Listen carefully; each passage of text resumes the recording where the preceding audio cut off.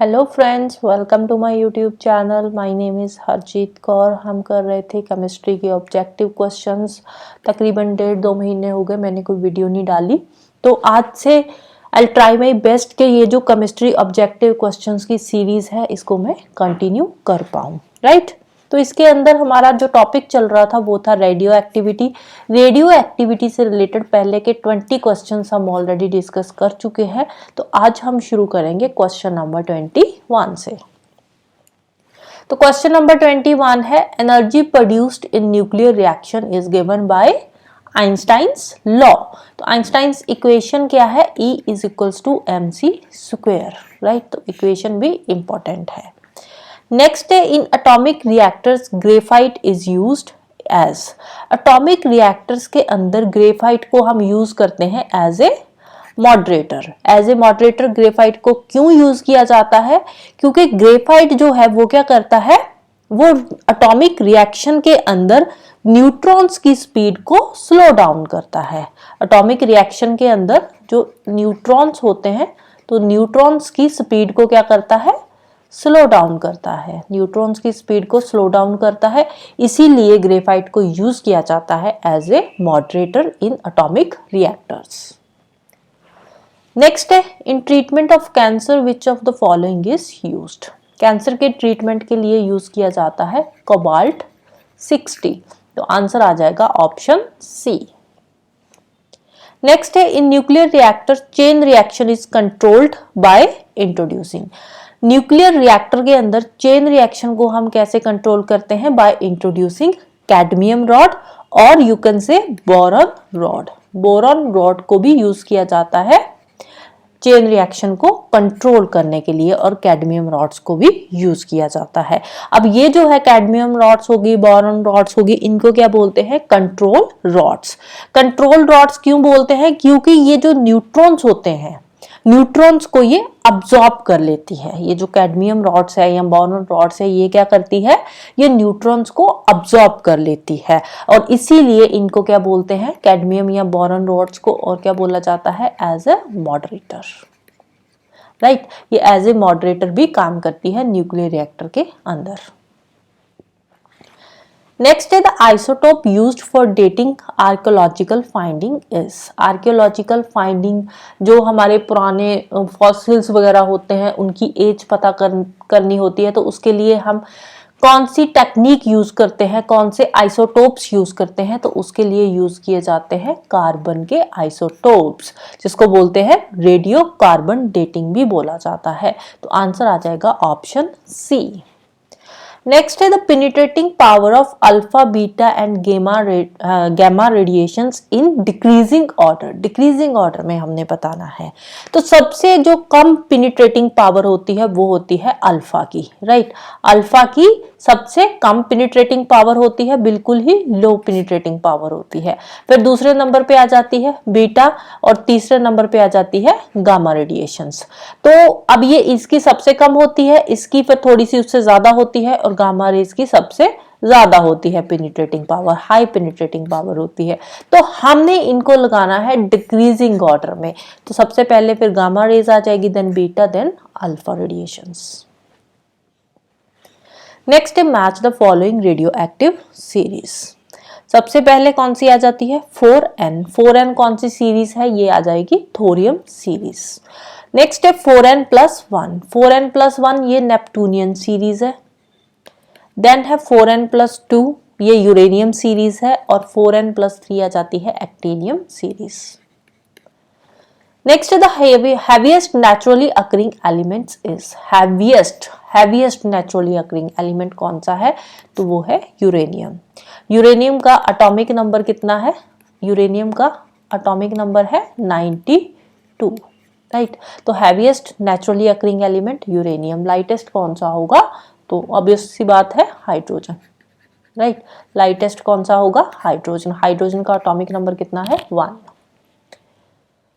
Next है match list 1 with list 2। List 1 के अंदर दे रखे हैं न्यूक्लियर रिएक्टर कंपोनेंट्स और लिस्ट 2 के अंदर है उनको बनाने के लिए जो सब्सटेंस यूज किए जाते हैं, राइट।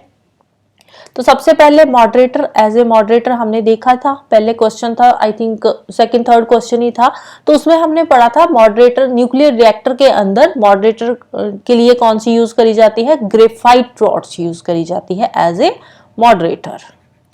कंट्रोल रॉड्स कौन सी होती है, बोरॉन रॉड्स हो गई या फिर कैडमियम रॉड्स भी आ जाएगी इसमें, कैडमियम हो या बोरॉन हो, दोनों कौन सी है, दोनों ही कंट्रोल रॉड्स होती है। फ्यूल रॉड्स यूरेनियम की होती है और कूलेंट सोडियम। नेक्स्ट है match the column 1 with column 2। Column 1 में है रेडियो आइसोटोप्स और कॉलम 2 में है उनका मेडिसिनल यूज। तो कौन से रेडियो आइसोटोप को कौन से मेडिसिनल यूज के लिए यूज किया जाता है, तो सबसे पहले कोबाल्ट 60। तो पहले हमने एक क्वेश्चन में पढ़ा था कि कोबाल्ट 60 को किस लिए यूज किया जाता है, कैंसर के ट्रीटमेंट के लिए यूज किया जाता है, तो कैंसरस ट्यूमर आ जाएगा इसका आंसर। सेकंड है आई क्या है, आई फॉर क्या आ जाएगा, I for iodine, right. Iodine को किसके लिए यूज किया जाता है, तो आयोडीन को थायराइड ग्लैंड से रिलेटेड जितने भी डिसऑर्डर्स होते हैं तो उसके लिए हम यूज करते हैं आयोडीन को। नेक्स्ट है फेरस, फेरस को क्या बोलते हैं, आयरन। तो आयरन किस लिए यूज किया जाता है, एनीमिया के लिए, जब बोलते हैं ना खून की कमी है तो आयरन की टैबलेट्स ले लो। तो एनीमिया क्या होता है, एनीमिया में भी तो वही होती है ना, हीमोग्लोबिन की कमी, तो एनीमिया के लिए आयरन यूज होता है। और फास्फोरस के लिए ल्यूकीमिया, राइट। तो ल्यूकीमिया क्या होता है, ल्यूकीमिया है एक तरह के जो ब्लड सेल्स का कैंसर होता है, राइट, उसको बोलते हैं ल्यूकीमिया। तो ल्यूकीमिया के लिए यूज किया जाता है फास्फोरस। नेक्स्ट है which one of the following can be use to confirm whether drinking water contains a gamma emitting isotopes और नॉट। ड्रिंकिंग वाटर के अंदर गामा एमिटिंग आइसोटोप्स है या नहीं है, तो कौन सी टेक्निक से हम इसको पता करते हैं, तो इसको पता जो करते हैं उसको बोलते हैं scintillation counter. Scintillation counter, scintillation counter क्या है, ये एक इंस्ट्रूमेंट है जिसको यूज किया जाता है to measure radioactivity of a substance. ये एक ऐसा इंस्ट्रूमेंट है जिससे हम सब्सटेंस की रेडियो एक्टिविटी के बारे में पता लगाते हैं। नेक्स्ट है yellow cake, an item of smuggling across border is. Yellow cake ये एक स्मगलिंग की आइटम है जिसको स्मगल किया जाता है अक्रॉस द बॉर्डर्स। ये है क्या yellow cake, yellow cake basically uranium oxides है और इसको यूज किया जाता है in making illegal nuclear explosives. जो इलीगल न्यूक्लियर एक्सप्लोसिव्स है ना, न्यूक्लियर एक्सप्लोसिव्स बनाने के लिए इसको यूज किया जाता है। ये जो इससे यूरेनियम ऑक्साइड यूज करके जो इलीगल न्यूक्लियर एक्सप्लोसिव्स बनाए जाते हैं ये ह्यूमंस के लिए बहुत ही ज्यादा डेंजरस है, राइट। नेक्स्ट है the difference between nuclear reactor and atomic bomb is. Nuclear reactor and atomic bomb के बीच में डिफरेंस क्या है, इन दोनों में क्या बनती है, चेन रिएक्शन बनती है। और न्यूक्लियर रिएक्टर के अंदर जो चेन रिएक्शन बनती है वो कंट्रोल्ड होती है और एटॉमिक बॉम्ब के अंदर जो चेन रिएक्शन बनती है वो क्या होती है, अनकंट्रोल्ड, राइट। तो अनकंट्रोल्ड चेन रिएक्शन बनती है एटॉमिक बॉम्ब के अंदर, न्यूक्लियर रिएक्टर के अंदर कंट्रोल्ड चेन रिएक्शन होती है। नेक्स्ट है cobalt 60 is commonly used in radiation therapy because of it emits. देखो कोबाल्ट 60 हम यूज करते हैं कैंसर ट्रीटमेंट के लिए। क्यों यूज करते हैं, क्योंकि कोबाल्ट 60 एमिट करती है गामा रेज। नेक्स्ट है a radio active substance that has a half life of 4 month. एक रेडियो एक्टिव सब्सटेंस है, उसकी हाफ लाइफ कितनी है, 4 मंथ्स की है। हाफ लाइफ क्या होती है, हाफ लाइफ होती है time taken by substance to decompose half of its amount is half life, right. Time taken by substance to decompose half of its amount, मतलब आधा डिकम्पोज होने को इसको जितना टाइम लगता है उसको बोलते हैं half life of that substance.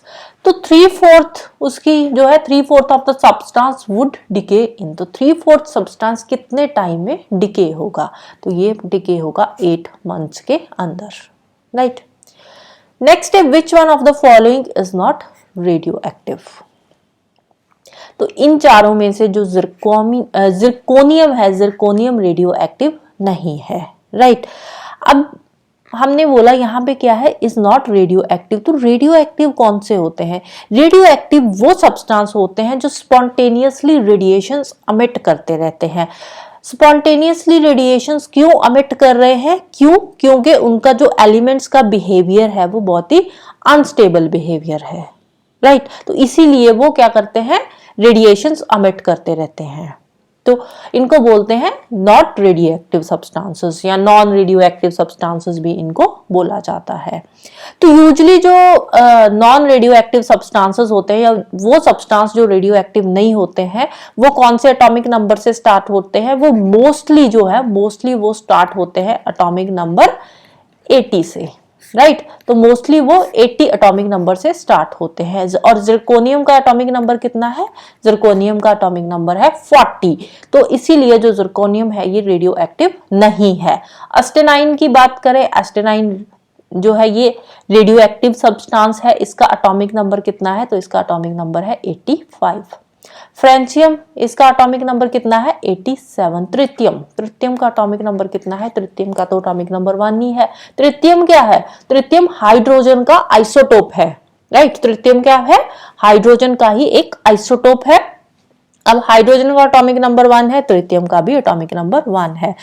अब ट्रिटियम जो है ये रेडियो एक्टिव क्यों है? अब देखो, वैसे यूजुअली अगर हम बात करें ये एटॉमिक नंबर वाला जो कॉन्सेप्ट हमने बताया था, बट इसमें भी मोस्टली मैंने बोला था कि जो मोस्टली एलिमेंट्स है वो वाले नॉन जो होते हैं, कौन से मोस्टली जो रेडियो एक्टिव एलिमेंट्स होते हैं वो होते हैं जिनका एटॉमिक नंबर 80 से ऊपर होता है, राइट। लेकिन उससे नीचे वाला केस कौन सा हो गया? ट्रिटियम का हो गया। ट्रिटियम का तो एटॉमिक नंबर भी 1 है, लेकिन फिर भी ये रेडियो एक्टिव है। क्यों है? क्योंकि इसमें जो number of electrons and protons होते हैं वो तो सेम होते हैं, हाइड्रोजन जितने ही, बट इसके अंदर 2 न्यूट्रॉन्स भी होते हैं, जिसकी वजह से ये क्या बन जाता है? अनस्टेबल हो जाता है। अनस्टेबल क्यों बन जाता है? क्योंकि इसके अंदर 2 न्यूट्रॉन्स भी होते हैं, राइट। इसके अंदर 2 न्यूट्रॉन्स होते हैं जिसकी वजह से ये अनस्टेबल होता है। तो इसीलिए ये ट्रिटियम क्या है? ये रेडियो एक्टिव एलिमेंट है, राइट। नेक्स्ट है, which one of the following elements is essential for construction in nuclear reactor? Nuclear reactor बनाने के लिए जो एसेंशियल एलिमेंट है वो कौन सा है? तो वो हो जाएगा जिरकोनियम, राइट। जिरकोनियम को यूज किया जाता है न्यूक्लियर इंडस्ट्री में।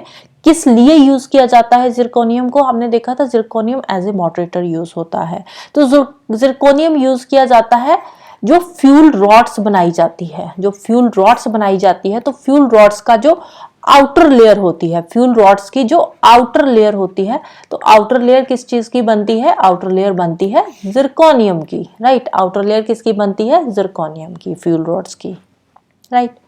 नेक्स्ट है match list 1 with list 2। List 1 में कैरेक्टरिस्टिक्स दे रखे हैं, लिस्ट 2 में पार्टिकल्स। फर्स्ट है जीरो मास न्यूट्रिनो का होता है। सेकेंड है फ्रैक्शनल चार्ज, ये क्वार्क का होता है। फ्रैक्शनल स्पिन पॉजिट्रॉन की होती है, और इंटीग्रल स्पिन होती है फोटॉन की, राइट। नेक्स्ट क्वेश्चन नंबर 39 है, emission of beta particles from an atom.